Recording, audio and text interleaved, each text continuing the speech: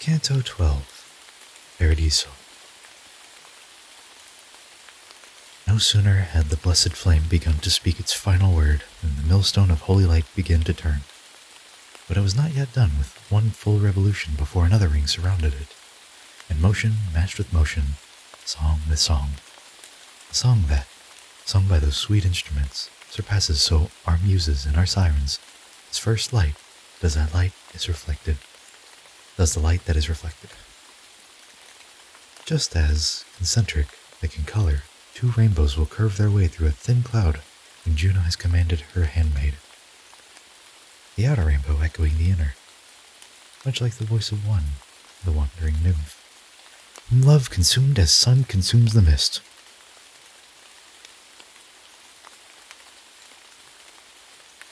And those two bows let people here foretell, by reason of the pact God made with Noah, that flood will never strike the world again.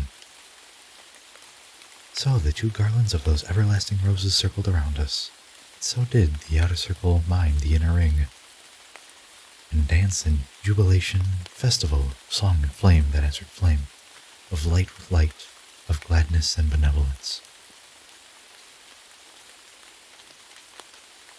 In one same instant, with one will, fell still, just as the eyes when moved by their desire, can only close and open in accord. Then from the heart of one of the new lights there came a voice. As I turned towards it, I seemed a needle turning to the pole star, and it began. The love that makes me fair draws me to speak about the other leader, because of whom my own was so praised here.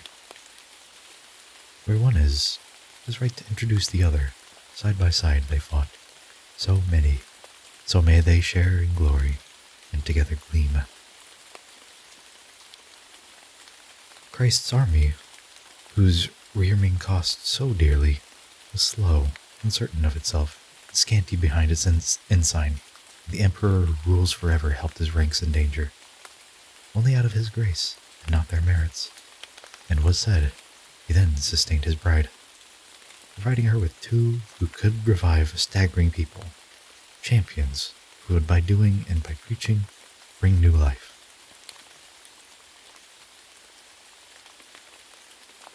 That part of the west, where gentle zephyr rises to open those new leaves in which Europe appears reclothed, not far from where, behind the waves that beat up upon the coast, the sun, grown weary from its lengthy course, at times conceals itself from all men's eyes.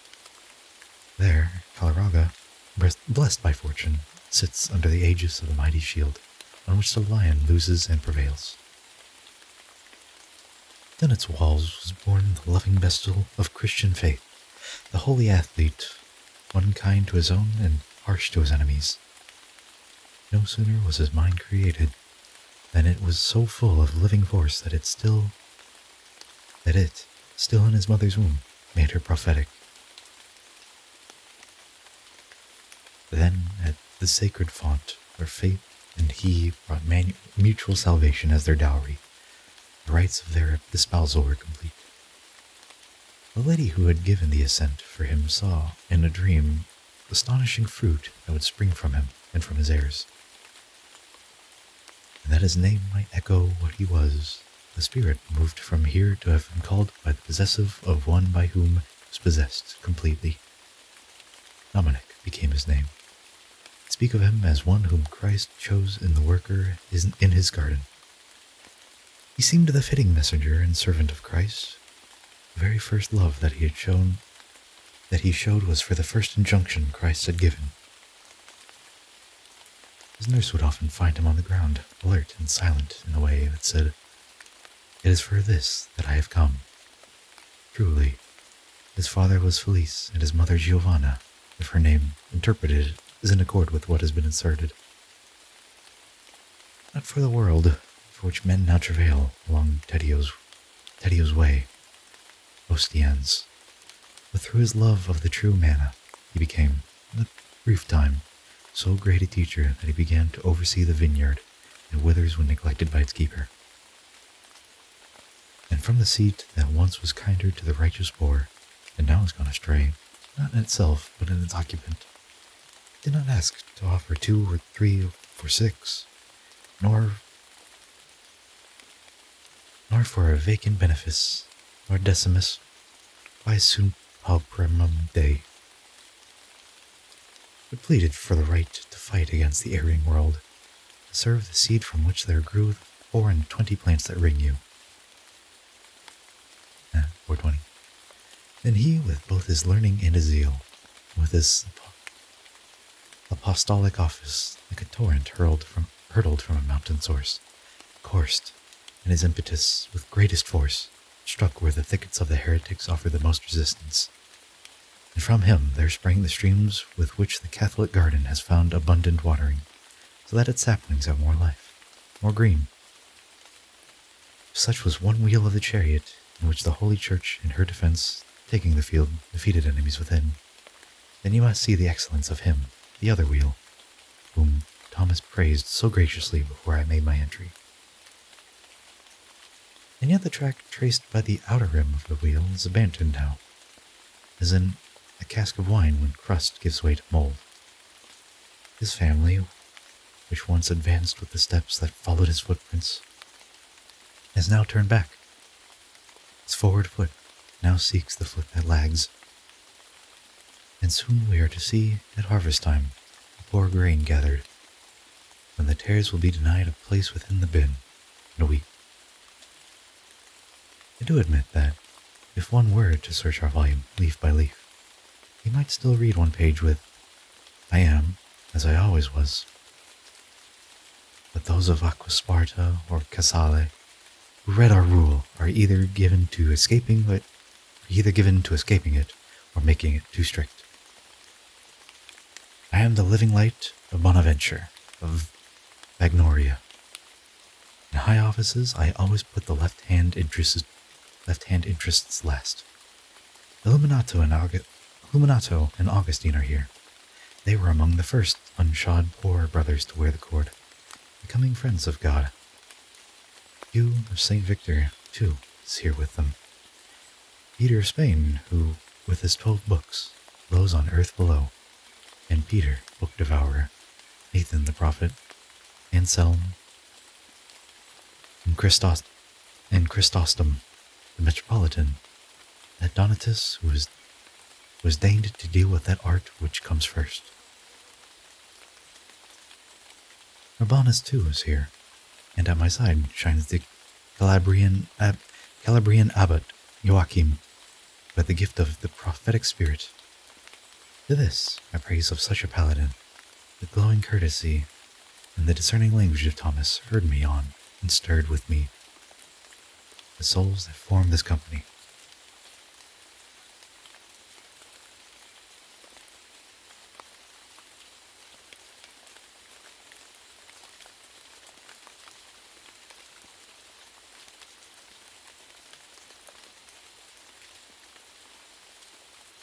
Canto 13, Paradiso. Let him imagine who would rightly seize what I saw now, and let him, while I speak, retain that image like a steadfast rock. The heaven's different parts, those 15 stars that quicken heaven with such radiance as to undo the air's opacities. Let him imagine, too, that wane which stays within our heaven's bosom night and day, so that its turning never leaves our sight. Let him imagine those 2 stars that form the mouth of that horn which begins atop the axle round which the first wheel revolves. Then see these join to form 2 signs in heaven, just like the constellation that was shaped by Minos' daughter when she felt death's chill. 2 signs with corresponding radii, revolving so that one sign moves in one direction and the other in a second, and he will have a shadow, as it were, of the true constellation, a double dance that circled round the point where I was standing. A shadow, since its truth exceeds our senses, just as the swiftest of all heavens is more swift than Caiania's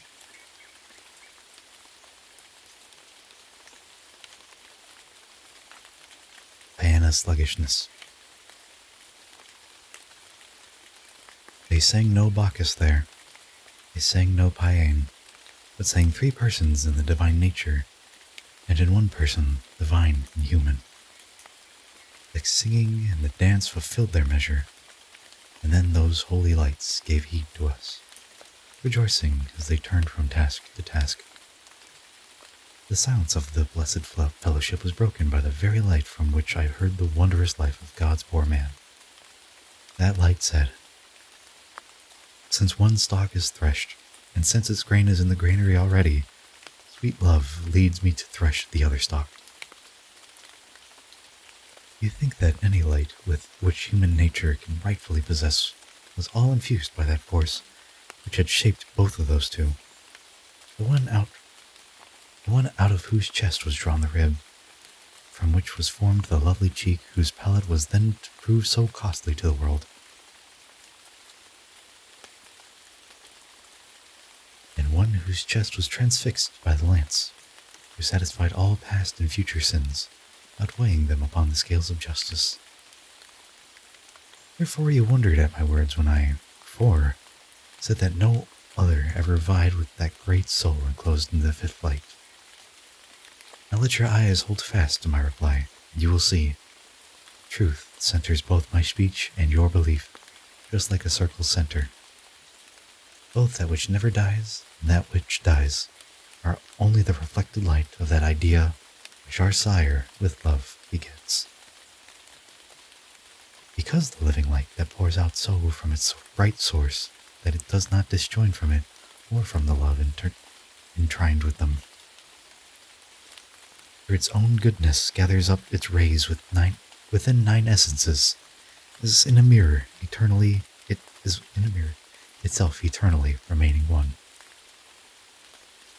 From there, from act to act, light then descends down from the last potentialities, where it is such that engenders nothing but brief contingent things, by which I mean the generated things the moving heathens bring into being, with or without seed. The wax of such things and what shapes that wax are not immutable, and thus beneath ideas stamp. Light shines through more or less. Thus it can be that, in the self-same species, some trees bear better fruit, some bear worse, and men are born with different temperaments. For were the wax appropriately readied, and were the heaven's power at its height, the brightness of the seal would show completely. But nature always works defectively. She passes on that light much like an artist who knows his craft but has a hand that trembles. Yet where the ardent love prepares and stamps the lucid vision of the primal power, a being then acquires complete perfection. In that way, earth was once made worthy of the full perfection of a living being. Thus was the Virgin made to be with child. So that I do approve of the opinion you hold, that human nature would never was, nor shall be what it was in those two persons. Now, if I said no more beyond this point, your words might well begin, "How is it then with your assertion of his matchless vision?" But so that obscure can be made plain, consider who he was. What was the cause of his request when he was told, "Do ask"? My words did not prevent your seeing clearly that it was as a king that he had asked for wisdom that would serve his royal task, and not to know the number of the angels on high, or live combined with a contingent, as say.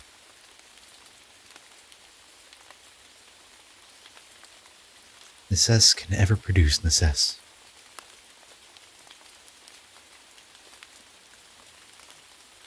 For si est der primum mortum motum esse, or if within a semicircle one can draw a triangle with no right angle. Thus, if you note both what I said and say, by matchless vision, it is kingly prudence of my arrow of intention. It is kingly prudence my arrow of intention means to strike. And if you turn clear eyes to that word, rose, you'll see that it referred to kings alone, kings who are many, and the good are rare. Take what I said with this distinction, then. That way it accords with what you thought the first father and of our beloved.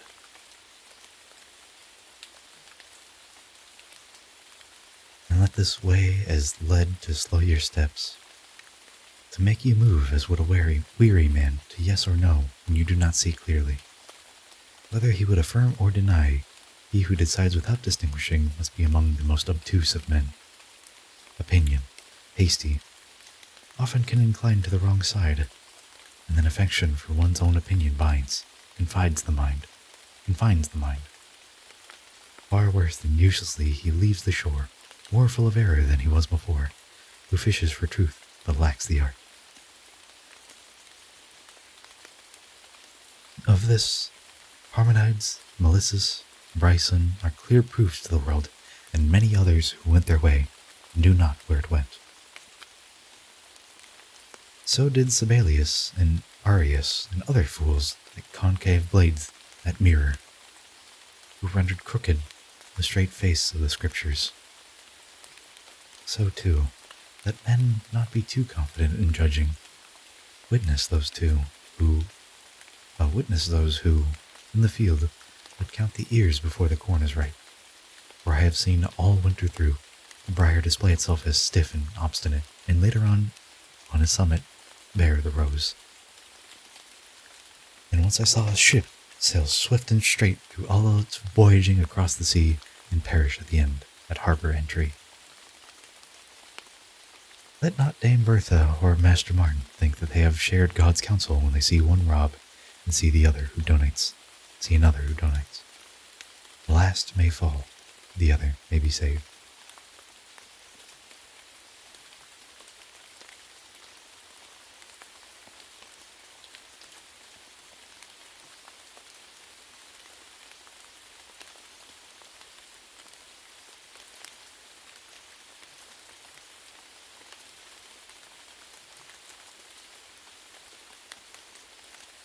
Canto 14, Paradiso.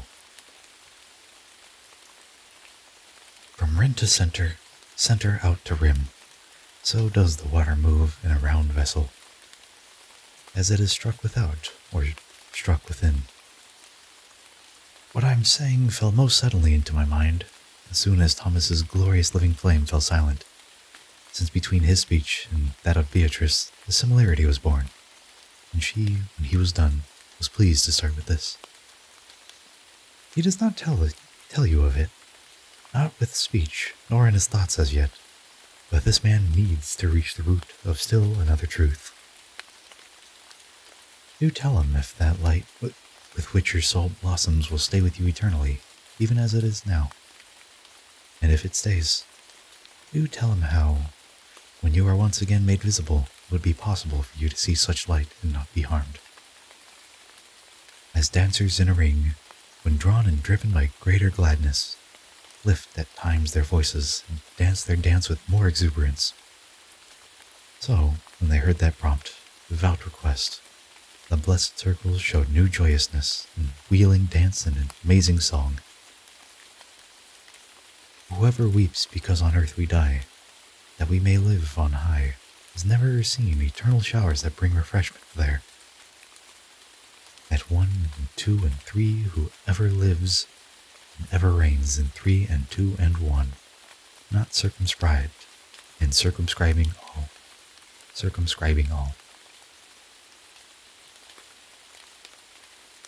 Was sung 3 times by each and all the souls with such a melody that it would be appropriate reward for every merit. I could hear within the smaller circles divinest light, a modest voice, perhaps much like the angel's voice in speech to Mary, reply, "As long as the festivity of paradise shall be, so long shall our love radiate around us, such a garment.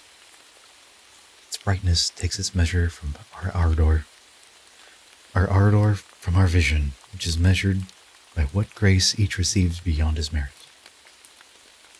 When, glorified and sanctified, the flesh is once again our dress, our persons shall, in being all and complete, please all the more. Therefore, whatever light gratuitous the highest good gives us will be enhanced, the light that will allow us to see him, the light that will cause our vision to increase, the ardor vision kindles to increase, the brightness born of ardor to increase. Yet, even as a coal engenders flame, but with intenser glow outshines it, so that in the flame the coal persists. It shows, so will the brightness that envelops us be then surpassed in visibility by reborn flesh, which earth now covers up. Nor will we be tired when faced with such bright light, for then the body's organs will have force enough for all in which we can delight. One and the other choir seemed to me so quick and keen to say Amen, that they showed clearly how they longed for their dead bodies, not only for themselves, perhaps, but for their mothers, fathers, and for others dear to them before they were eternal flames. And look, beyond the light already there, an added luster arose around those rings, even as a horizon brightening. And even as, at the approach of evening, new lights began to show along the sky, so that the sight seems and does not seem real. It seemed to me that I began to see new spirits there, forming a ring beyond the choirs with their two circumferences. Oh, the true sparkling of the Holy Ghost, how rapid and how radiant before my eyes, overcome, could not sustain it. But, smiling, Beatrice then showed to me such loveliness, it must be left among the visions that take flight from memory. From this my eyes regained the strength to look above again. I saw myself translated to higher blessedness, alone and with my lady, and I was sure that I had risen because the smiling star was red as fire, beyond the customary red of Mars. With all of my heart, and in that language which is one for all, for this new grace, I give to God my holocaust appropriate. Huh? What? Though in my breast that burning sacrifice was not completed yet, I was aware that it had been accepted and auspicious for splendors, and two rays appeared to me, so radiant and fiery that I said, O Helios, you who adorn them thus, as graced with lesser and with larger lights between the poles of the world, the galaxy gleams so that even sages are perplexed. So, constellated in the depths of Mars, those rays described the venerable sign the circle's quadrants form where they are joined. And here my memory defeats my wit. Christ's flaming from that cross was such that I could not find no fit similitude for it. But he who takes his cross and follows Christ will pardon me again for my omission. My seeing Christ flash forth undid my force.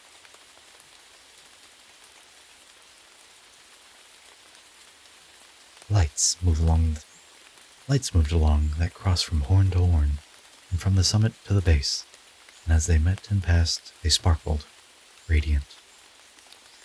So, straight and slant and quick and slow, one sees on earth the particles of bodies, long and short, in shifting shapes that move along, a ray of light that sometimes streaks across the shade that men devise with skill and art to serve as their defense against the sun. And just as harp and viol, whose many chords are tempered, taught, produce sweet harmony, although each single note is not distinct. So, from the lights that then appeared to me, out from that cross there spread a melody that held me rapt. Although I could not tell what hymn it was, I knew it sang high praise. Since I heard rise and conquer, but I was as one who hears but cannot seize the sense. Yet I was so enchanted by the sound that until then no thing had ever bound me with such gentle bonds. My words may seem presumptuous, as though I dared to dream a lesser thing, the lovely eyes that bring to my desire, as it gazes, peace. But he who notes that, in assent, her eyes, all beauty's living seals, gain force, and notes that I had not turned to them in Mars, can then excuse me, just as I accuse myself, thus to excuse myself. And I see that I speak truly. Here, her holy beauty is not denied. Ascent makes it more perfect.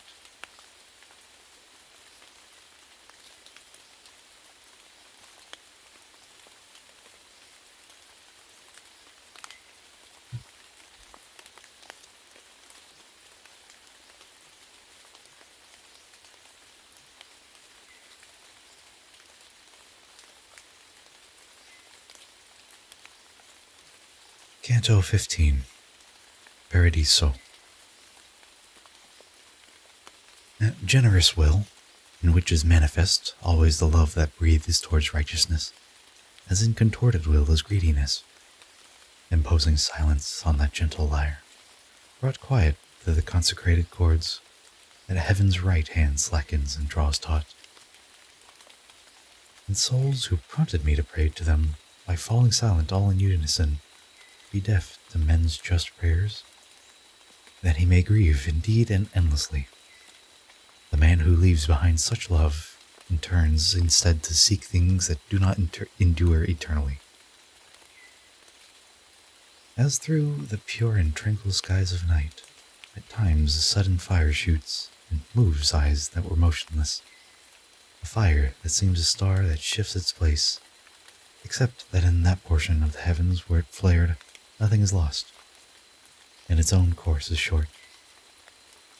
So from the horn that stretches on the right, down to the foot of the cross, a star ran out of the constellation glowing there. Nor did that gem desert the cross's track, but coursed along the radii, and it seemed just like a flame that alabaster screens.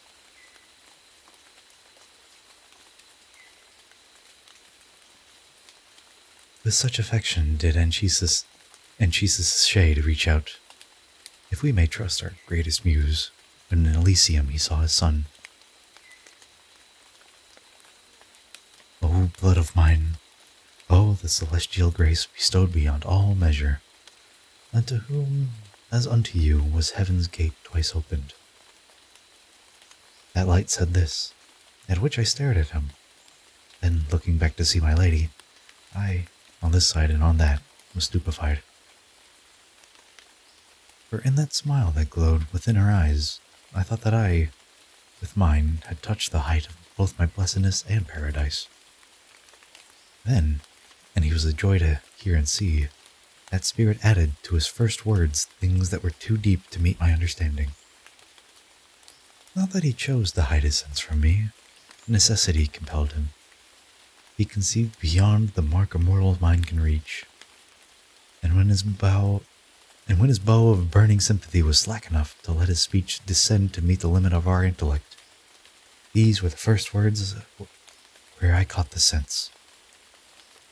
Blessed be you, both three and one, who show such favor to my seed. And then he continued, the long and happy hungering I drew from reading that great volume, where both black and white are never changed. You, son, have now appeased within this light in which I speak to you. For this I owe my gratitude to her who gave you wings for your high flight.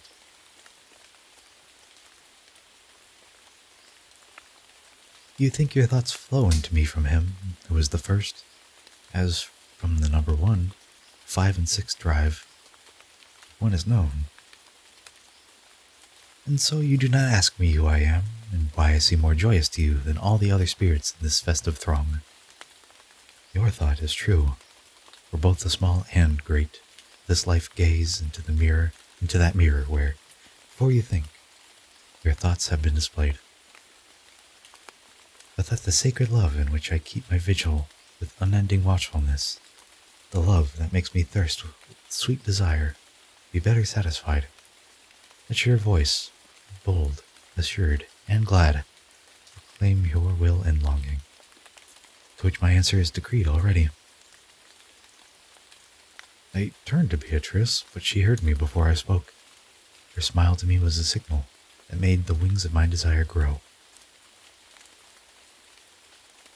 And then I began. As soon as you beheld the first equality, both intellect and love waited equally for each of you.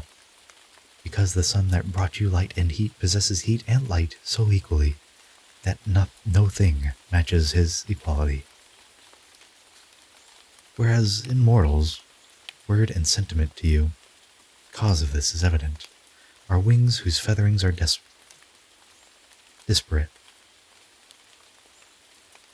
I, mortal, feel this inequity. Thus, it is only with my heart that I can offer thanks for your paternal greeting. And indeed I do beseech you, living topaz, set in this precious jewel as a gem, fulfill my longing. Let me know your name.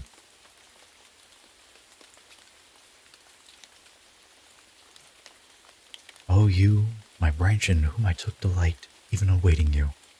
I am your root. So he, in his reply to me, began, and said, the man who gave your family its name, who for a century and more has circled the first ledge of purgatory, was son to me, and was your great-grandfather. It is indeed appropriate for you to shorten his long toil with your good works. Florence, within her ancient ring of walls, that ring from which she still draws tertian nones, sober and chaste, lived in tranquility. No necklace and no coronal were there, and no embroidered gowns. There was no girdle that caught the eye more than the one who wore it. No daughter's birth brought fear unto her father, for age and dowry then did not imbalance, to this side and to that, the proper measure. There were no families that bore no children, and Sardanapal's was still a stranger, not come as yet to teach in the bedchamber. Not yet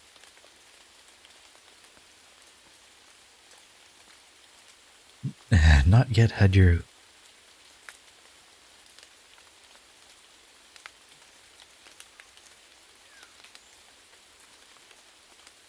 Ukalatoyo. Not yet had your Ukalatoyo outdone the rise of Monte Mario, which, too, will be outdone in its decline.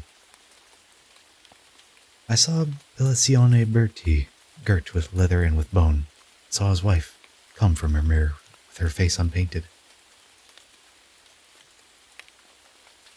Saw Nerli and Del Vecchio content to wear the suits of unlined skins, and saw their wives at spindle and at spool. Oh, happy wives! Each one was sure of her own burial place, and none, for France's sake, as yet was left deserted in her bed. One woman watched with loving care the cradle, and, as she soothed her infant, used the way of speech with which fathers and mothers play. Another, as she drew threads from the distaff, tell, among her household, tales of Trojans, tales of the Fisole, and tales of Rome. Ah, Labo Saltarello, ah, Gianghello, would then have stirred as much dismay as now, as Cincinnatus and Cornelia would. Is such a life, so tranquil and so lovely of citizens and true community, it is so sweet a dwelling a place did Mary, invoked in pains of birth, deliver me. And I, within your ancient baptistry, at once became a Christian and Caccia Guida. Moranto is my brother, and Eliseo, my wife, came from the valley of the Po. That surname you bear was brought by her. In later years I served the Emperor Conrad, and my good works so gained his favor that he gave me the girdle of his knighthood. I followed him to war against the evil of the law whose adherents have usurped. One more time. I followed him to war against the evil of that law whose adherents have usurped. This, through your pastors' fault, your just possessions. There, by that execrable race, I was set free from the fetters of the erring world, the love of which defiles so many souls. From martyrdom I come unto this peace.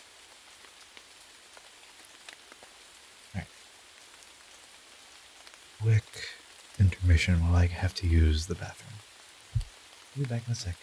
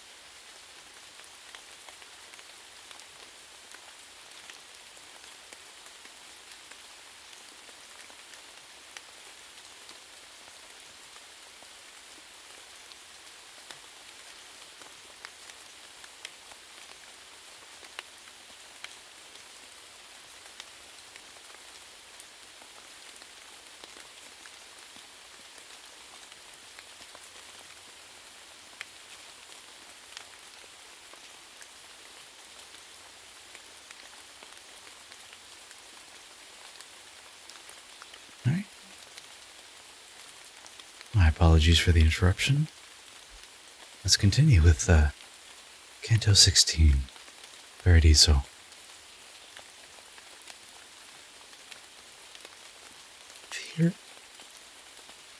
If here below, where sentiment is far too weak to withstand error, I should see men glorying in you, nobility of blood, a meager thing, I should not wonder, for even where desire is not awry. I mean in heaven, I too felt such pride. You are indeed a cloak that soon wears out, so that if, day by day, we add no patch, encircling time will trim you with its shears. My speech began again with you, the word that Rome was the first city to allow, although her people seldom speak of it now. At this word, Beatrice, somewhat apart, smiling, seemed like the woman who had coughed. So goes the tale. Edged, Guinevere's first fault.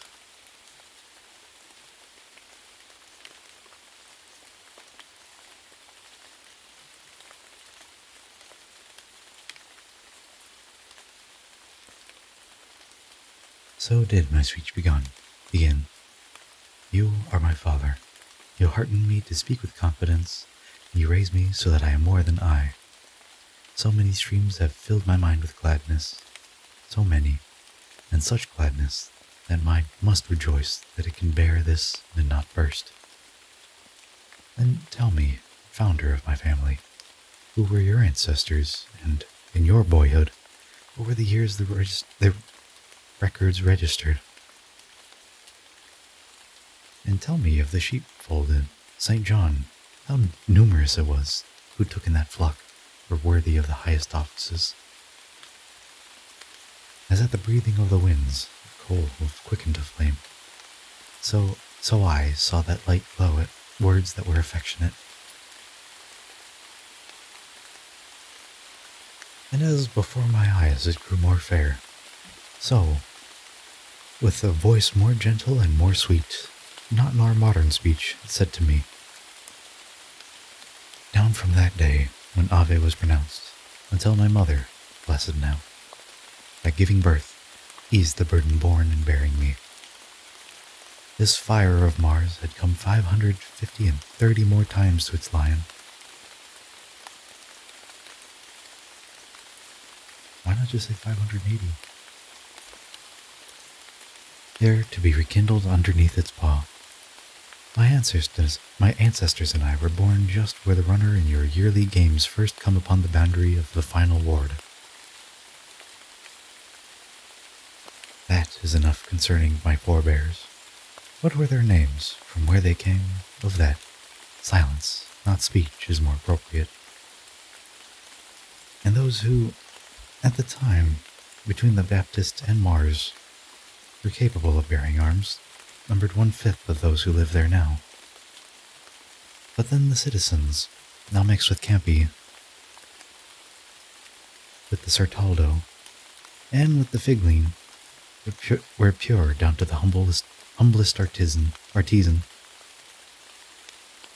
Oh, would it be far better if you had those whom I mention as your neighbors, and your boundaries at Galuzzo and Trespiano, and to have them within, to bear the stench of Aguiglione's wretch and Signa's wretch, whose sharp eyes now on a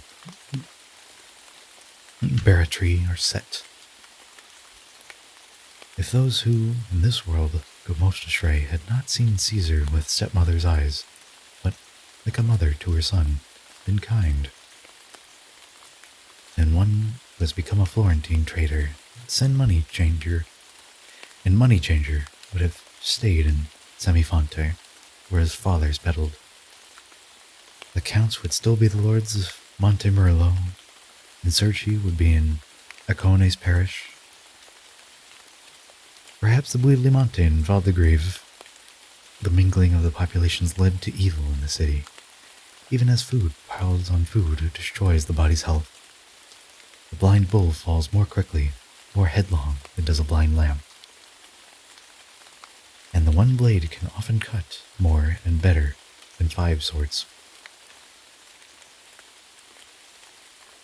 Consider Luni, Ribisaglia, how they went to ruin. Senegaglia follows, and Chiushi, too, would soon have vanished. Then, if you should hear of families undone, you would find nothing strange or difficult in that, since even cities meet their end.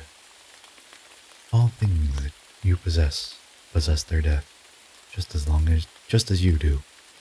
But in some things that last long, death can hide from you whose lives are short. And even as the heaven of the moon, revolving, respiteless, conceals and then reveals the shores, so fortune does with Florence. Therefore there is no cause for wonder in what I shall tell of noble Florentines, of those whose reputations time has hidden. Those whose reputations time has hidden.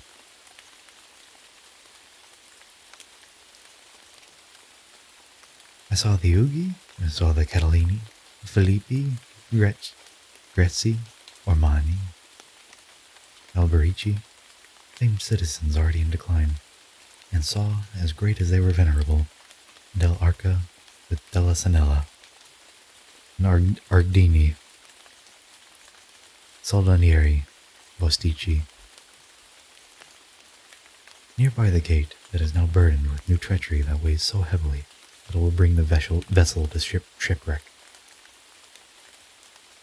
There were the Ravignani, from whose line Count Guido comes, and all who, since, derive their name from the illustrious Balencione.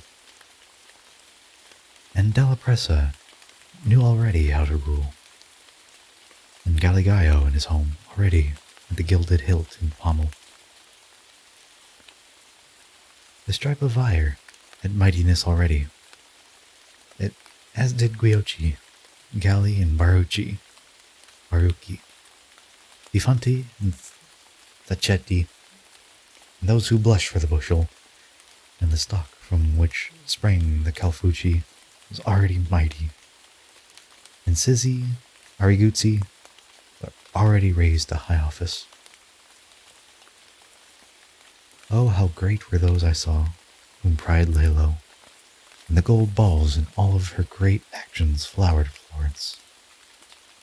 Such were the ancestors of those who now, whenever bishops' sees are vacant, grow fat as they sit in church consistories.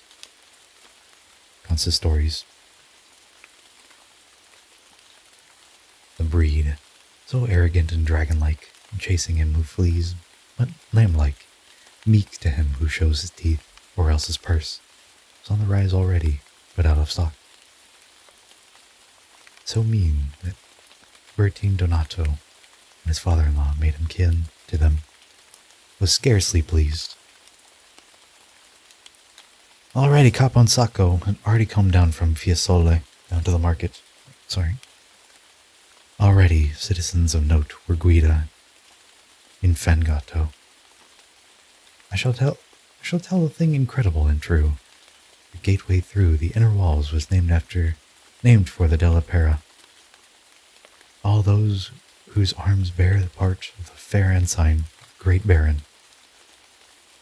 He whose memory and worth are honored in the feast of Thomas, received knighthood and privilege from him, though he whose coat of arms has fringed that ensign has taken sides now with the populace.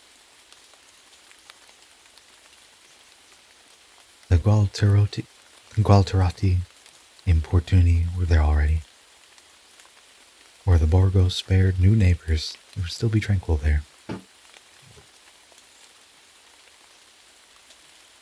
The house of Amide, which your sorrows began by reason of its just resentment, which ruined you in your endless years of gladness, was honored then, as were its close companions.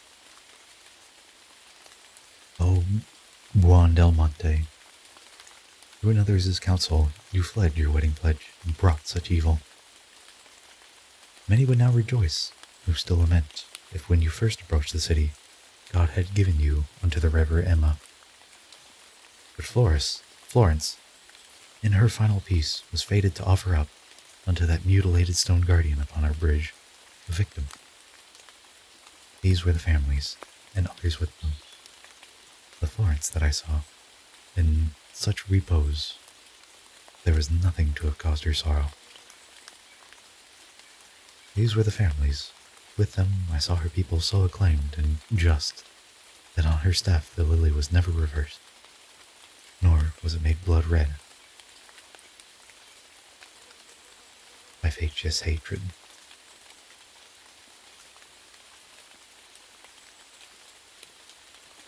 Oh, that one was a doozy. That one was just entirely Italian family names.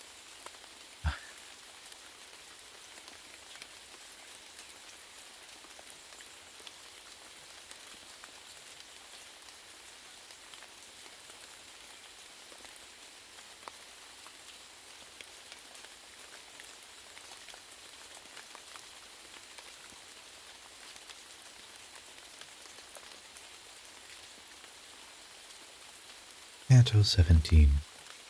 Paradiso.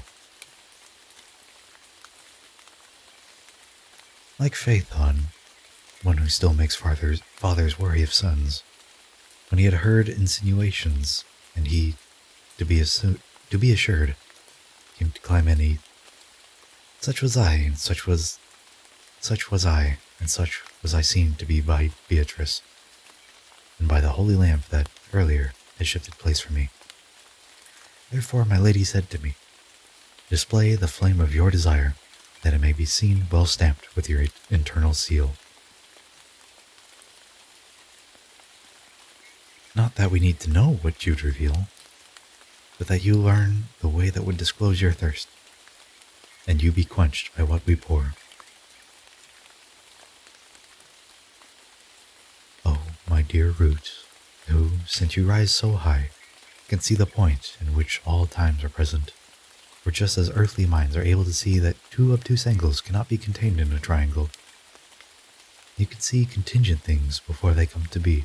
Well, you can have two obtuse angles if you don't have it like on a flat plane. If you have like a sphere, you can have like a triangle made out of 390 degrees. I'm sure there's some shape that you can have. A torus maybe. Or you can have three obtuse angles and make a triangle. Or even two.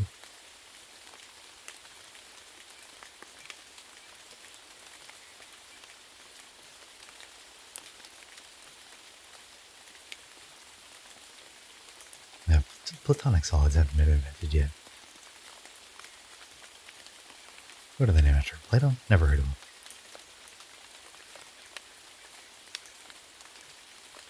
While I was in the company of Virgil, both on the mountain that heals souls and when descending to the dead world, what I heard about my future life were grievous words. Although, against the blows of chance, I feel myself as firmly planted as a cube. Oh, so you have heard of him.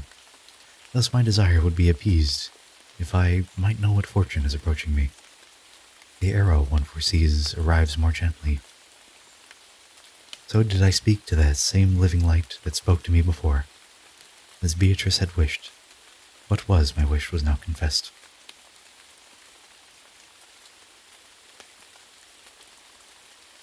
Not with the maze of words that used to snare the fools upon the earth before the Lamb of God, who takes away our sins, was slain, but with words plain and unambiguous, that loving Father, hidden yet revealed by his own smile, replied, "Contingency, while not extending past the book in which your world of matter has been writ, is yet in the eternal vision all depicted. This does not apply to necessity, just as a ship that sails downstream is not determined by the eye that watches it.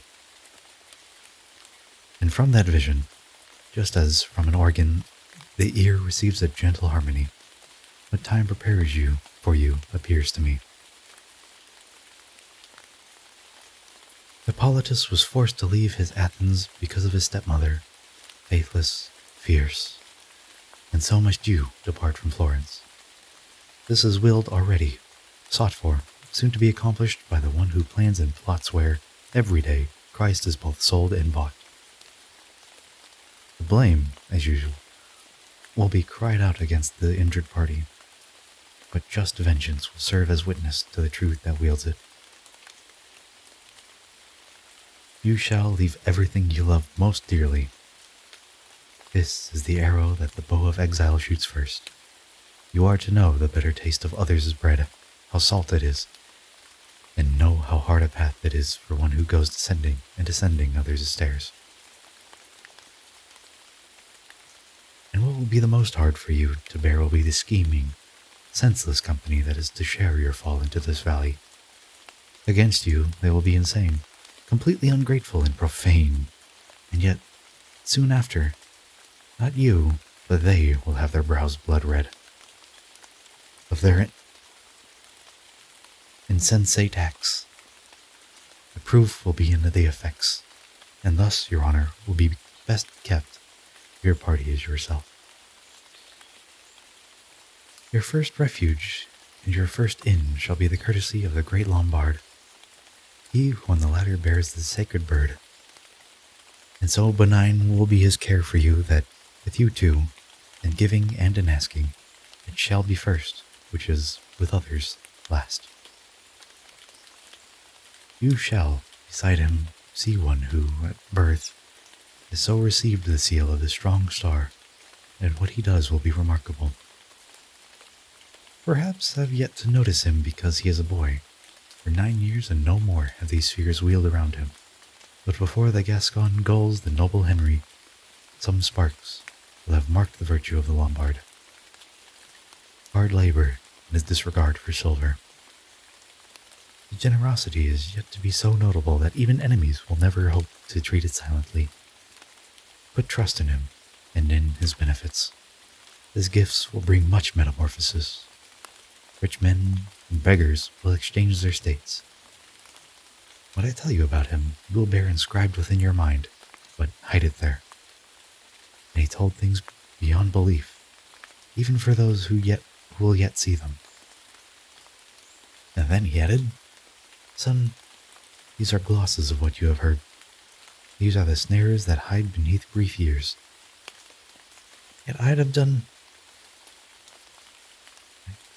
Yet I'd not have you envying your neighbors. Your life will long outlast the punishment that is to fall upon their treacheries." After that holy soul had, with his silence, showed he was freed from putting in the wolf across the web whose warp I set for him. I like a man who, doubting, craves for counsel from one who sees and rightfully wills and loves, replied to him, "I clearly see, my father, how time is hurrying toward me in order to deal me such a blow that would be most grievous for him who was not set for it. But thus it is right to arm myself with foresight, that if I lose the place most dear, I may not lose the rest, through what my poems say.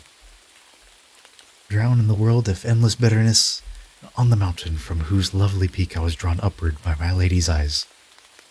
And afterward, from light to light in heaven, I learned that which, if I retell it, must for many have a taste too sharp, too harsh. Yet, if I am timid friend of truth, I fear that I may lose my life among those who will call this present ancient times." The light in which there smiled the treasure I had found within it. The first began to dazzle as what a golden mirror in the sun, and then it replied, "Conscience that is dark, either through its or through another's shame, indeed will find that what you speak is harsh. Nevertheless, all falsehood is set aside. Let all that you have seen be manifest, and let them scratch whatever it may itch. For if, at the first taste, your words molest, they will, when they have been digested, end as living nourishment. As does the wind, so shall your outcry do. The wind that sends its roughest blows against the highest peaks. That is no little cause for claiming honor. Therefore, within these spheres, upon the mountain, and in the dismal valley, you were shown only those souls that unto fame are known. Because the mind of one who hears will not put doubt to rest, put trust in you, if given examples with their roots unknown and hidden, or arguments too dim, too unapparent.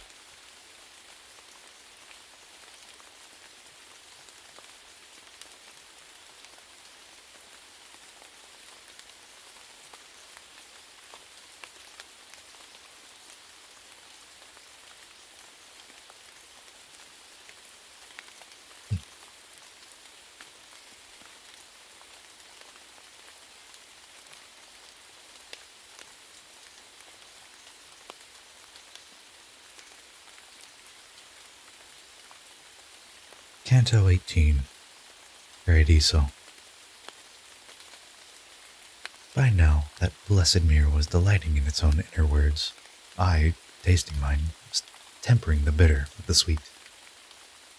But she, the lady leading me to God, said, "Shift your thoughts. Remember, I am close to him who lightens every unjust hurt." Hearing the lovely sound my Solace spoke, I turned. But here I have to leave untold what love I saw within her holy eyes, not just because I do not trust my speech, but too because recall cannot retrieve that much, unless another is its guide. This only, of that moment, can I tell, that even as I gazed at her, my soul was free from any other need as long as the eternal loveliness that shone on Beatrice directly from her eyes contented me with the reflected light. But conquering my will with her smiles of splendor, she told me, "Turn to him and listen, for not only in my eyes is paradise.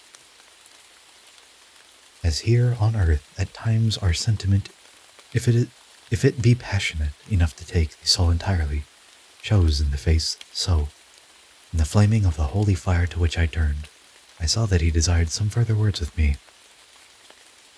And he began, 'This fire is chatty.' And this fifth resting place, upon the tree that grows down from its crown and endlessly bears fruit and never loses any leaves, are blessed souls that, down below, before they came to heaven, were so notable that any poem would be enriched by them. Therefore, look at the cross, along its horns. Those whom I name will race as swiftly as within a cloud its rapid lightnings flash. Then, just as soon as Joshua was named, I saw a splendor thrust along the cross, nor did I note the name before the act. And at the name of noble Maccabeus, I saw another flame wheel around itself, and gladness was the whip that spurred that top. So too, for my Charlemagne and Roland, my attentive eye held fast to that pair like a falconer who tracks his falcon's flight. The next to draw with my eyes along that wall, along that cross were William Renouard, and Duke Godfrey and Robert Guiscard. Then when he had left me and mingled with the other lights, the soul who had addressed me and showed his artistry singing among the singers in that sphere, I turned to my right to see if I might see if Beatrice had signified by word or gesture what I was to do. And I saw such purity within her eyes, such joy, that her appearance now surpassed its guise at other times, even the last. And as, by feeling greater joyousness in doing good, a man becomes aware that day by day his virtue is advancing, so I became aware that my revolving with heaven has increased its arc, by seeing that miracle becoming still more brilliant. And like the rapid change that one can see in a pale woman's face when it has freed itself from bearing bashful modesty, such change that I, turning, saw the red of Mars was gone. Now the temperate sixth star's white heaven had welcomed me unto itself. I saw within that torch of Jupiter, sparkling of that love that contained, designed before my eyes the sign we speak. And just as birds that rise from the river banks, as if rejoicing after feeding there, will form a round flock or another shape, so in their lights the saintly beings sang, and in their flight the figures that they spelled were now a D, now a I, and now an L. First they moved to the rhythm of their song. Then, after they had finished in forming one letter, they halted for a while in silence. O godly Pegasaea, you who give to genius glory and long life as it, through you, gives these to kingdoms and to cities. Give me your light that I may emphasize these signs as I inscribed them in my mind. Your power may appear in these brief lines. Those blessed spirits took the shape of 5 times 16 vowels and consonants, and I noted the parts as they were spelled for me. Diligite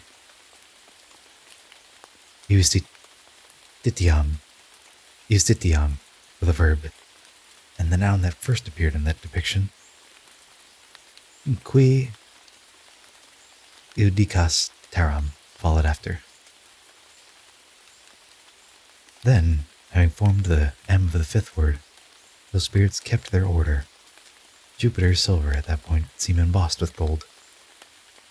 And I saw other lights descending on the apex of the M and settling, singing, I think, the good that draws them to itself.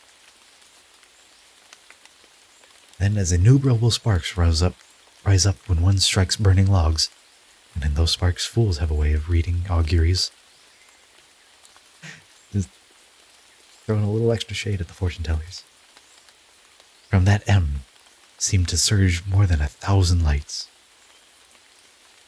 They climbed, some high, some low, just as the sun that kindles them assigned positions. With each light, settled quietly in place, I saw that a ray of fire had shaped the image of an eagle's head and neck. He who paints there has no one as his guide. He guides himself. In him we recognize the shaping force that flows from nest to nest.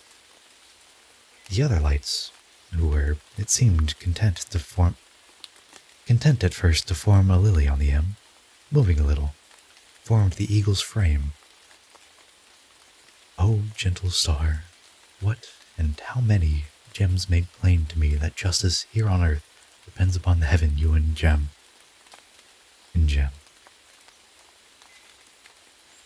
Therefore I pray the mind in which begin your motion and your force, to watch that place which has produced the smoke that dims your rays, that once again his anger fall upon those who would buy and sell within that temple, whose walls were built by miracles and martyrs. O hosts of heaven whom I contemplate, for all who, led by bad example, stray within the life they live on earth, do pray. Men once were used to waging war with swords. Now war means seizing here and there the bread that tender father would deny to none. But who would write to then erase? Remember this: Peter and Paul, who died to save the vines you spoil, are still alive. Well, may you say, my longing is so bent on him who chose the solitary life, and for a dance was dragged to martyrdom. I do not know the fisherman or Paul.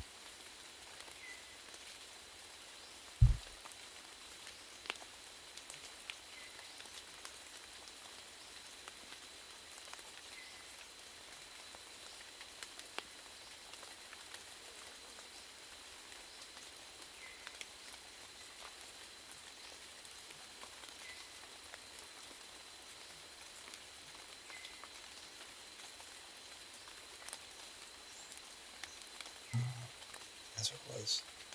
No, never mind.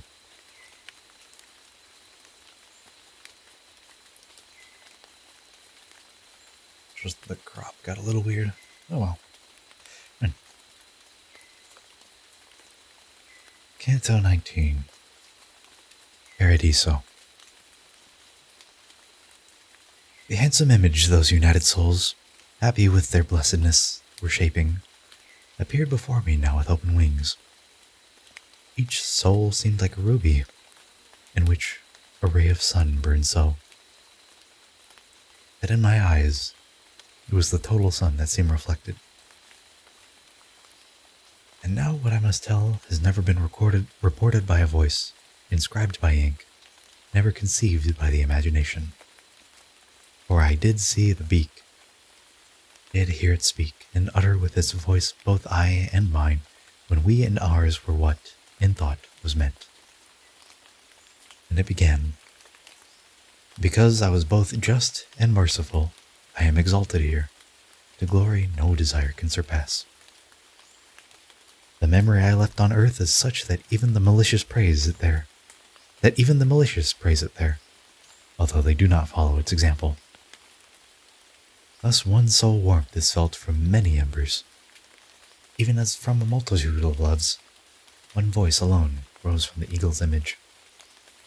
Which I said, O everlasting flowers of the eternal gladness, who make all your fragrances appear to me as one, do let your breath deliver me from that great fast which has kept me hungering so long, not finding any food for it on earth. I know indeed that through God's justice has another realm in heaven as its mirror. You here do not perceive it through a veil. You know how keenly I prepare myself to listen, and you know what is that doubt which caused so old a hungering in me.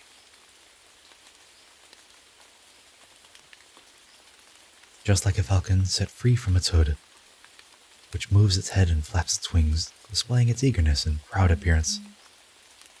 So I saw that ensign do, that eagle woven of praises of God's grace, accompanied by songs who sense those up and up above a joy, by songs who sense those up above in joy.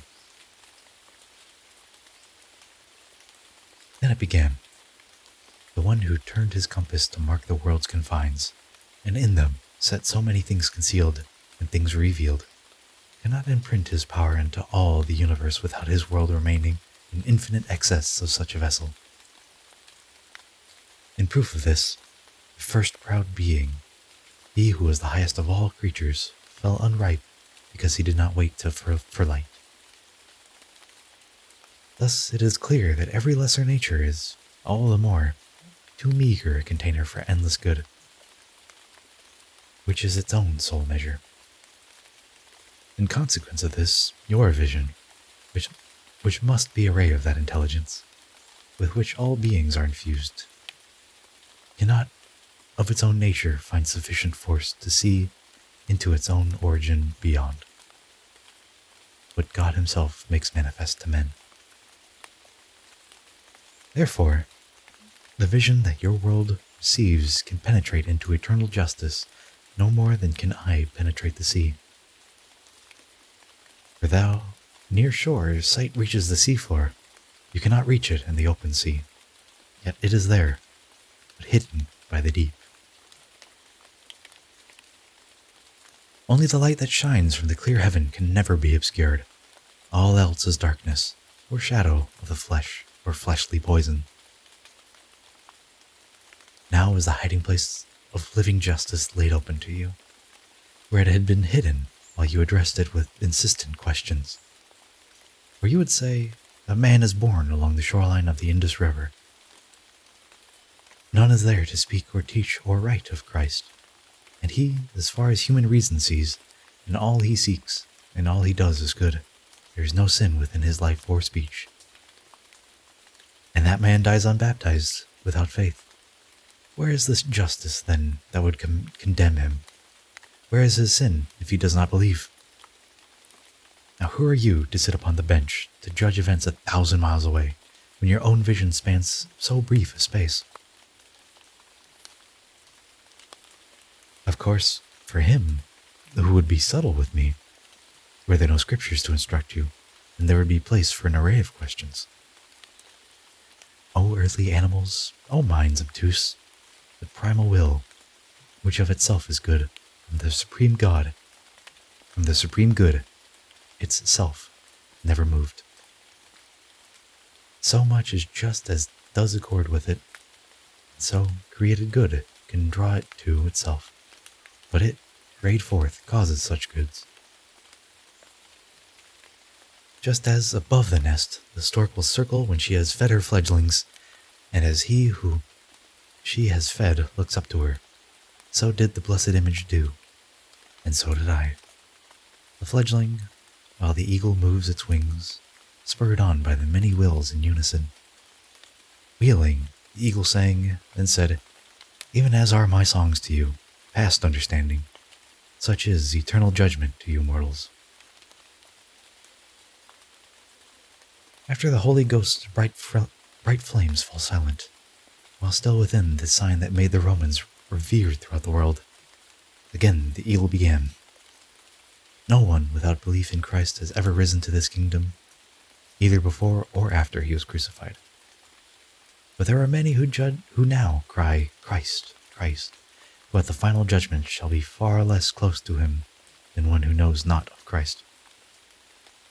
The Ethiopian will shame such Christians when the two companies are separated, the one forever rich, the other poor. What shall the Persians, when they come to see that open volume in which they shall read the misdeeds of your rulers, say to them? There one shall see, among the deeds of Albert, that which is soon to set the pen in motion. He is making of a desert in Prague's kingdom. There one shall see the grief inflicted on the Stein, the Seine, I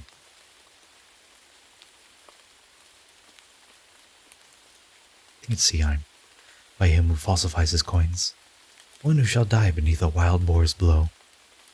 There one shall see the thirst of arrogance that drives the Scot and Englishman insane, unable to remain within their borders. That book will show the life of lechery and ease the Spaniard led, and even the Bohemian, who never knew and never wished for valor. That book will show the cripple of Jerusalem, his good deeds labeled with an I alone, whereas his evils will be under M. That book will show the greed and cowardice of him who oversees the Isle of Fire, on which Anchises ended his long life. And to make plain his paltriness, the letters that register his deeds will be contracted to note much pettiness in little space, and all shall see the filthiness of both his uncle and his brother, who dishonored a family so famous. And 2 crowns, he of Portugal and he of Norway, shall be known in that book. And he of Raetia, who saw, unluckily, the coin of Venice, oh happy Hungary, if she would let herself be wronged no more. Happy Navarre, if mountains that surround her served as armor. And if Navarre needs token of her future, now Nicosia and Famagosta offer, as men must see, lament and anger over their own beast, with his place beside the others. We're sort of calling all the countries out here.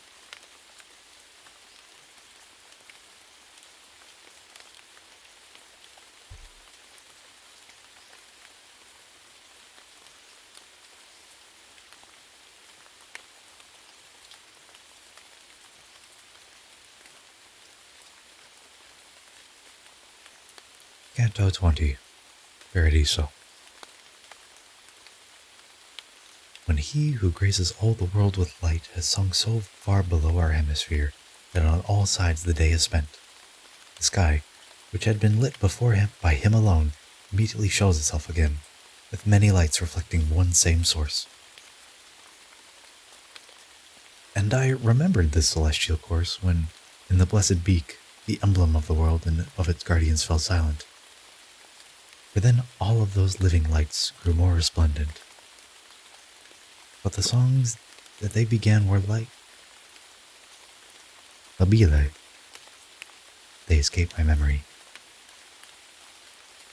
O gentle love that wears a smile as mantle, how ardent was your image in those torches, filled only with the breath of holy thoughts.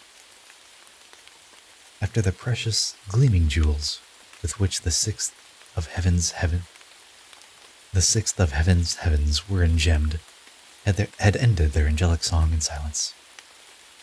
I seemed to hear the murmur of a torrent that, limpid, falls from rock to rock, whose flow shows the abundance of its mountain source.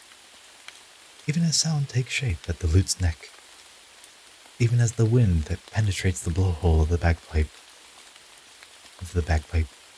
so, with no delay, that murmur of the eagle rose straight up, directly through its neck as if its neck were hollow, and that murmuring became a voice that was issued from its beak, taking the shape of words desired by my heart, and that where they were transcribed, now you must watch, and steadily, that part of me that can, mortal eagles, see and suffer the sun's force. It began to say to me, because of all the flames from which I shape my form, those 6 with which the eye in my head glows hold the highest rank. He who gleams in the center, my eye's pupil, he was the singer of the Holy Spirit, who bore the ark from one town to another. Now he has learned the merit Will can earn.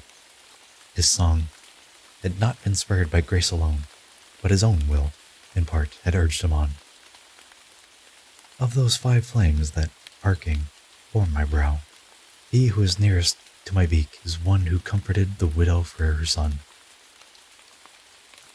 And now he has learned the price one pays for not following Christ, though his experience of this sweet life and of his opposite, and he whose place is next on the circumference of which I speak, along the upward arc, is delayed his death through truthful penitence. Now he has learned that the eternal judgment remains unchanged, though worthy prayer below makes what falls due today take place tomorrow. The next 2 follows, one whose good intention bore evil fruit, to give place to the shepherd. Both the laws and me made himself Greek.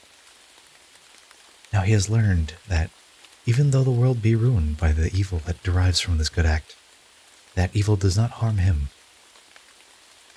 He whom you see along the downward arc was William, and the land that mourns his death, where living Charles and Frederick now laments. Now he has learned how heaven loves the just ruler, and he would show this outwardly as well, so radiantly visible. Who in the erring world below would hold that he who was the fifth among the lights that formed the circle was the Trojan Ripheus? Now he has learned much that the world cannot discern of God's own grace, although his sight cannot divine, not reach its deepest sight. As if it were a lark at large in the air, a lark that sings at first and then falls still, content with final sweetness that fulfills. Such seemed to me the image of the seal, that eternal pleasure, through whose will each thing becomes the being that it is. And though the doubt I felt there was as plain as any colored surface cloaked by glass, it could not wait to voice itself. With the thrust and weight of urgency it forced, "Can such things be?" out from my lips, at which I saw life's flash, a vast festivity. And then the blessed sign, its eye grown still more bright, replied, "That I might not be kept suspended in amazement, I can see that, since you speak of them, you do believe these things but cannot see how they may be, and thus, though you believe them, they are hidden. You act as one who apprehends a thing by name, but cannot see its quiddity, unless another sets it forth to him. Regnum calorum suffers violence from ardent love and living hope, for these can be the conquerors of heaven's will. Yet not as man defeats another man. The will of God is one because it would be one, and one wins through benevolence. You are amazed to see the angels' realm adorned with those who were first and fifth among the living souls that form my eyebrow. When these souls left their bodies, they were not Gentiles, as you believe, but Christians, one with firm faith in the feet that suffered, one in feet that were to suffer, one from hell, where there was no returning to right will, returned to his old bones, as the reward bestowed upon a living hope, the hope that gave force to the prayers offered God to resurrect him and convert his will. Returning briefly to the flesh, that soul in glory, he of whom I speak, believed in him whose power could help him, and believing was kindled to fire of true love, that when he died a second death, he was worthy to join in this festivity. The other, through the grace that surges from a well so deep that no created one has ever thrust his eye to its first source. Below set all his love on righteousness, so that, through grace on grace, God granted him the sight of our redemption in the future. Thus he, believing that no longer suffered the stench of paganism, and rebuked those who persisted in that perverse way. More than 1,000 years before baptizing, to baptize him, they were the same 3 women you saw along the chariot's right-hand side. Oh, how distant, O predestination, is your root from those whose vision does not see the primal cause in its entirety. And mortals, do take care. Judge prudently, for we, though we see God, do not yet know all those whom he had chosen. But within the incompleteness of our knowledge is a sweetness, for our good is then refined in this good. Since what God wills, we too will. So from the image God himself had drawn, what I received was gentle medicine, and I saw my short-sightedness plainly. As a lutanist accompanies, expert with trembling strings, the expert singer by which the song acquires sweeter flavor, so when the eagle spoke, I can remember, I saw the pair of blessed lights together, like eyes that wink in concord, move their flames in ways that were at one with what he said.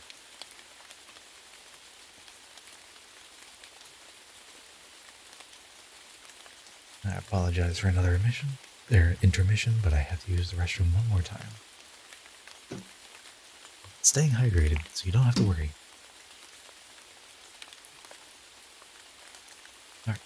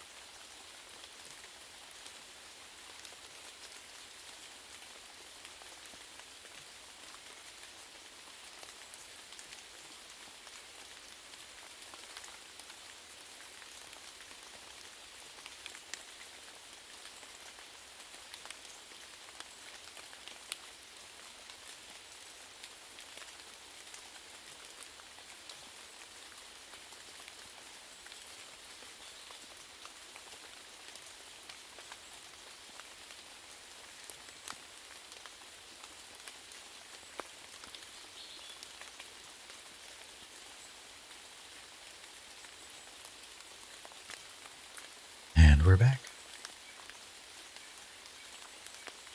Canto 21, Paradiso. By now my eyes were set again upon my lady's face, and with my eyes, my mind, from every other thought, it was withdrawn. She did not smile. Instead, her speech to me began. Were I to smile, then you would be like Semele when she was turned to ashes. Because, as you have seen, my loveliness, which, even as we climb the steps of this eternal palace, blazes with more brightness, were it not tempered here, would be so brilliant that, as it flashed, your mortal faculty would seem a branch a lightning bolt has cracked. We are now in the seventh splendor. This, beneath the burning lion's breast, transmits to earth its rays, with which his force is mixed.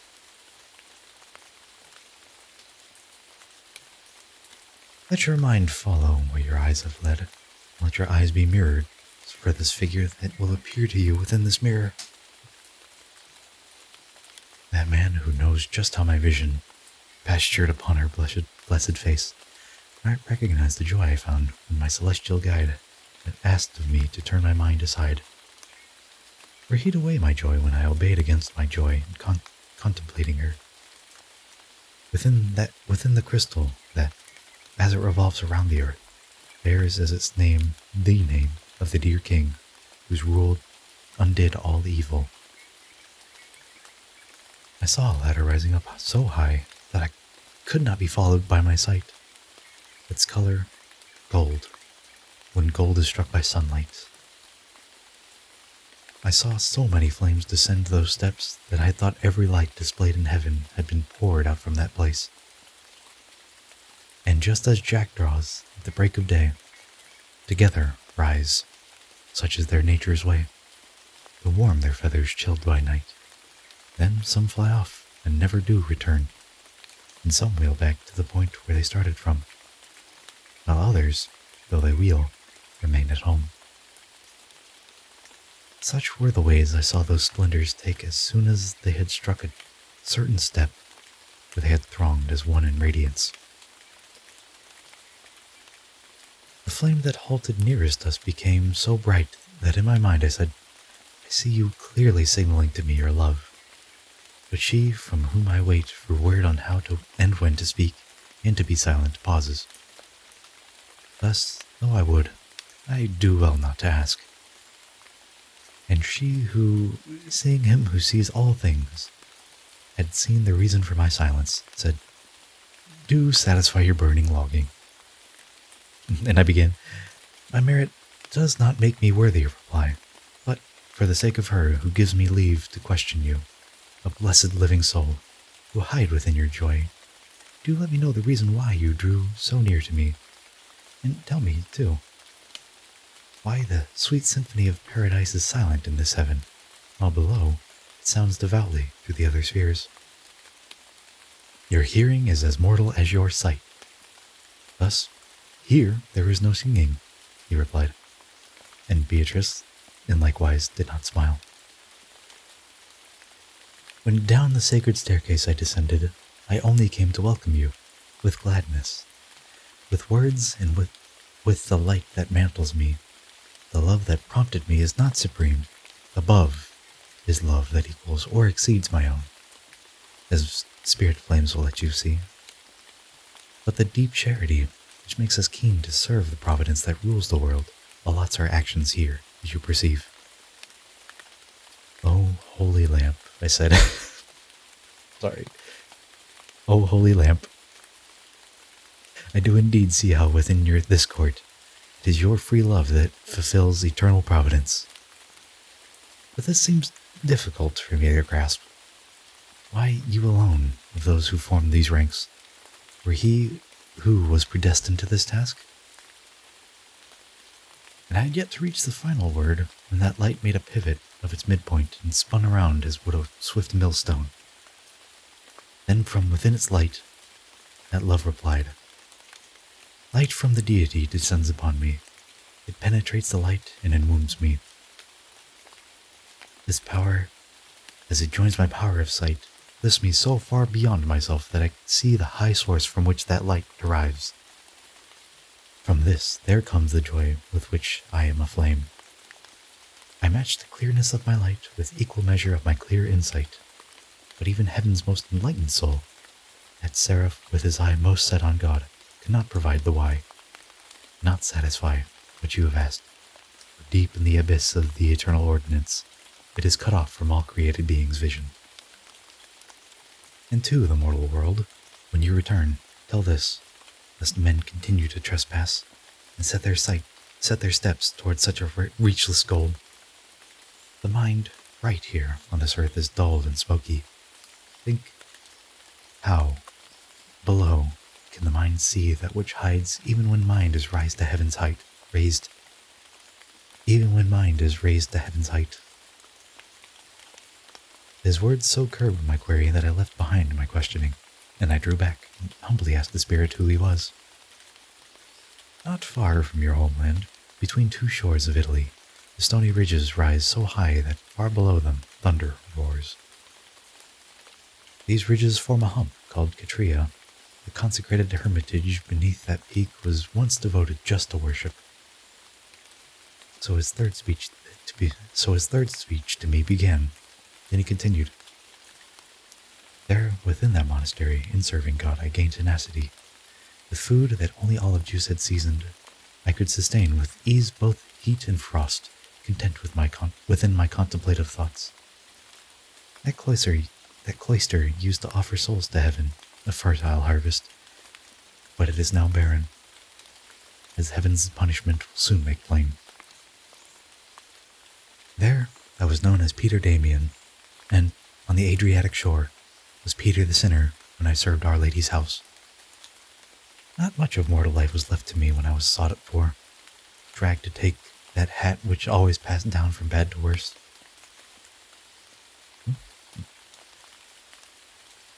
Once there was Cephas and the Holy Ghost's great vessel. They were barefoot and they were lean. They took their food at any inn they found. But now the modern pastors are so plump that they have need of one to prop them up. On this side, one on that, and one on front, and one to hoist them saddleward. Their cloaks cover their steeds, two beasts beneath one skin. O patience, you who must endure so much. These words I saw had summoned many flames, descending step by step. I saw them wheel, and at each turn become more beautiful. They joined around him, and they stopped, and they raised a cry so deep that nothing here can be its likeness. But the words they cried, I could not understand. Their thunder overcame me.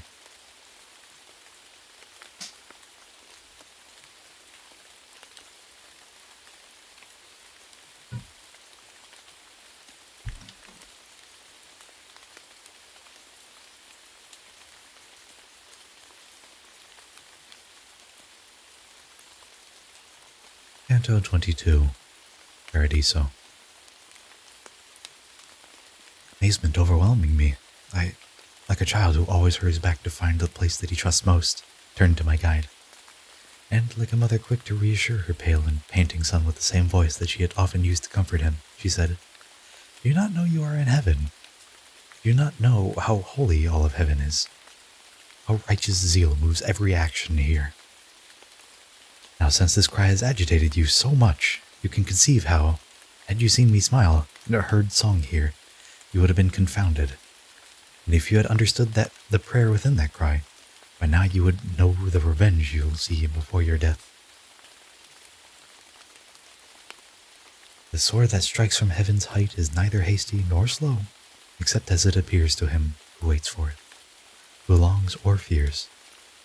But turn now toward the other spirits here. For if you set your sight as I suggest, you would see many who are notable. As pleased my guide, I turned my eyes and saw 100 little suns. As these together cast light, each made the other lovelier.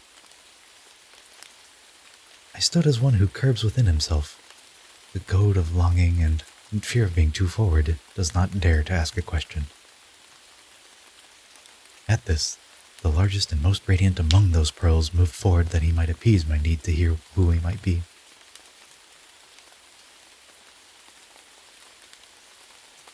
Then in that light I heard, were you to see, even as I do see, the charity that burns in us, your thoughts would have been uttered. But lest, by waiting, you be slow to reach the high goal of your seeking, I shall answer what you were thinking when you curbed your speech. Great, Dante holds back a question and somebody says, no, go ask your question. I think it's happened like 100 times at this point. That mountain on whose flamed casino lies was once frequented on its summit by those who were still deluded, still awry. And here I am. He was the first to carry up to that peak the name of him who brought to earth the truth that lifts us to the heights.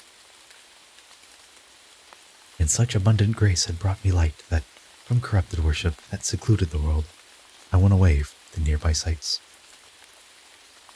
These other flames were all contemplatives, men who were kindled by that heat which brings to birth of blessed flowers and blessed fruits.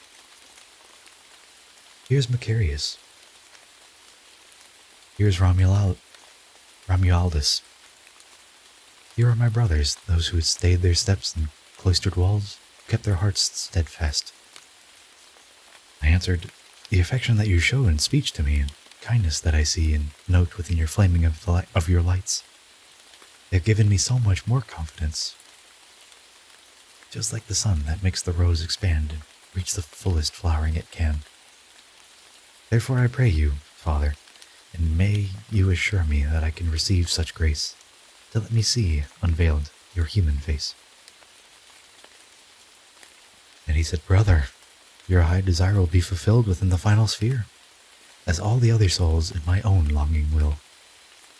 There, each desire is perfect, right, intact, and only there, within that final sphere, is every part where it has always been. That sphere is not in space and has no poles. Our ladder reaches up to it, and that is why now it is hidden from your sight. Up to that sphere, Jacob, the patriarch, could see that ladder's topmost portion reach. When it appeared to him so thronged with angels, but no one now would lift his feet from earth to climb that ladder, and my rule is left to the waste the paper it was written on. What once were abbey walls are robbers' dens. What once were cowls are sacks of rotten meal. But even heavy usury does not offend the will of God as grievously as the appropriation of that fruit which makes the hearts of monks go mad with greed. For all within the keeping of the church belongs to those who ask it in God's name, and not to relatives or concubines. The flesh of mortals yields so easily. On earth a good beginning does not run from when the oak is born until the acorn. Peter began with neither gold nor silver, and I with prayer and fasting, and when Francis began his fellowship, he did it humbly. If you observe the starting point of each and look again to see where it has strayed, then you will see how white has gone to gray, and yet the Jordan in retreat, the sea in flight when God had willed it so, recites more wonderful than his help here would be. So did he speak to me, and he drew back to join his company, which closed, compact. Then, like a whirlwind, upward, all were swept. The gentle lady, simply with a sign, impelled me, after them, up that ladder. So did her power overcome my nature. And never here below, where our ascent and descent follow nature's law, was their motion as swift as mine when I took wing. So, reader, may I once again return to those triumphant ranks, an end for which I often beat my breast. Weep for my sins, more quickly than your finger can withdraw from flame and be thrust into it. I saw and was within the sign that follows Taurus. O stars of glory, constellations seeped in mighty force, all of my genius, whatever be its worth, has you as source. With you was born and under you was hidden he who is father of all mortal lives, when I first felt the air of Tuscany. And then, when grace was granted to me to enter the high wheel that impels your revolutions, Your region was my fated point of entry. Do you, my soul now sighs devotedly, that it may gain the force for this attempt. Hard trial that now demands its every strength. You are so near the final blessedness, so Beatrice began, that you have need of vision clear and keen, and thus, before you enter farther, do look downward. See what I have set beneath your feet already. Much of the world is there. If you see that your heart may then present itself with all the joy it can to the triumphant throng that comes in gladness through this ether's rounds.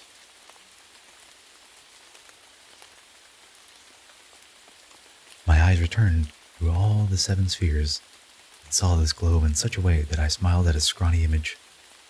I approve that judgment as the best, which holds this earth to be the least, and he whose thoughts are set elsewhere can truly be called virtuous. I saw Latona's daughter, radiant, without the shadow that had made me once believe that she contained both rare and dense. And there, Hyperion, I could sustain the vision of your son, and I saw Dione, and Maia as they circled nearby him. The temperate Jupiter appeared to me between his father and his son, and I saw clearly how they vary their positions. And all the 7 heavens showed to me their magnitudes, their speeds, the distances of each from each. The little threshing floor that so incites our savagery was all from hills to river mouths revealed to me, while I wheeled with eternal Gemini. My eyes then turned again to the fair eyes.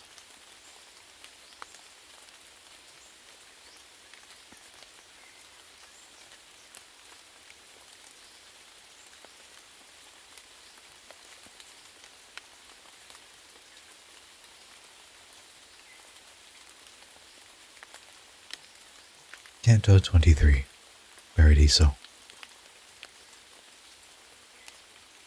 As does the bird among the beloved branches, when, through the night that hides sweet things from us, she has rested near the nest of her sweet fledglings, and on an open branch anticipates the time when she can see their longed-for faces and find the food with which to feed them, chore that pleases her, however hard her labors.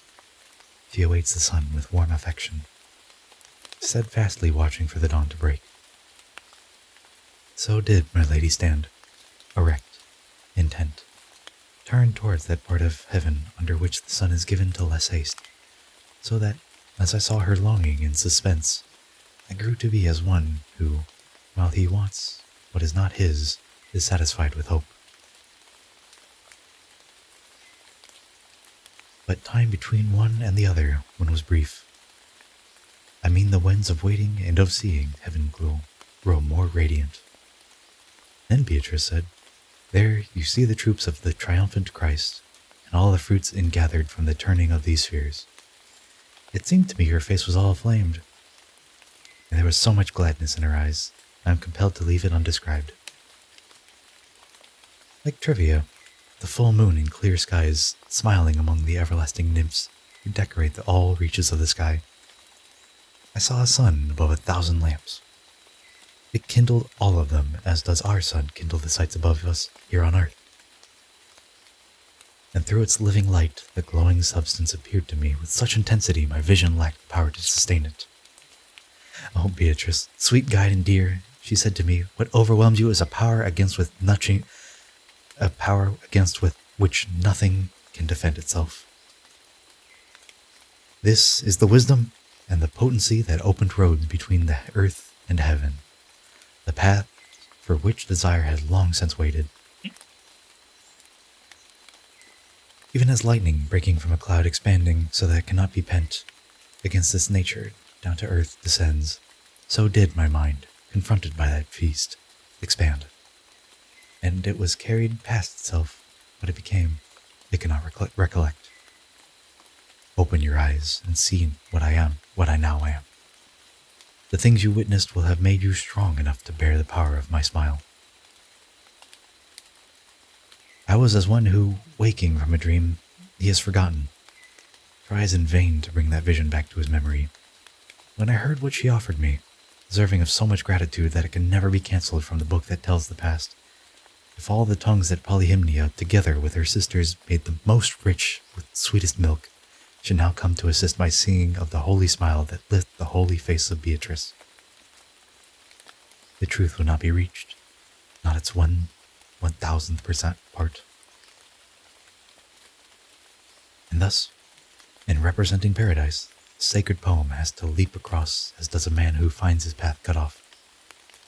But he who thinks upon the weighty theme and on the mortal shoulder bearing it will lay no blame if burdened so I tremble. This is no crossing for a little bark, the sea that my audacious prow now cleaves, nor for a helmsman who would spare himself. Why are you so enraptured by my face as to deny your eyes the sight of that fair garden blossoming beneath Christ's rays? The rose in which the word of God became flesh grows within that garden. There, the lilies whose fragrance let men find the righteous way. Thus Beatrice and I, completely ready to do what she might counsel, once again took up the battle of my feeble brows. Under a ray of sun that, limpid, streams down from a broken cloud my eyes have seen, while shade was shielding them, flowered meadow. So I saw many troops of splendors here, lit from above by burning rays of light, but where those rays began was not in sight. O kindly power that imprints them thus, you rose on high to leave space for my eyes, for where I was they were too weak to see you. The name of that fair flower, which I always invoke at morning and at evening, drew my mind completely to the greatest flame.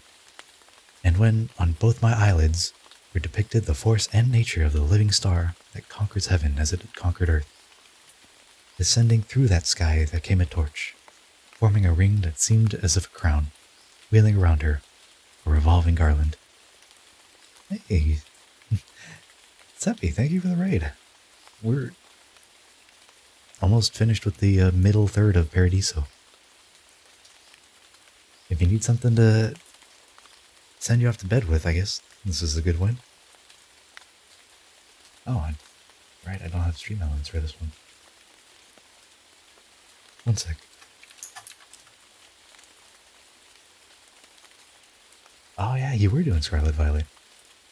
Nah, I voted for Snakebird though. That game is funny. It's a snake and a bird. And just probably the most devious puzzle game I've ever played. Thank you for the sub.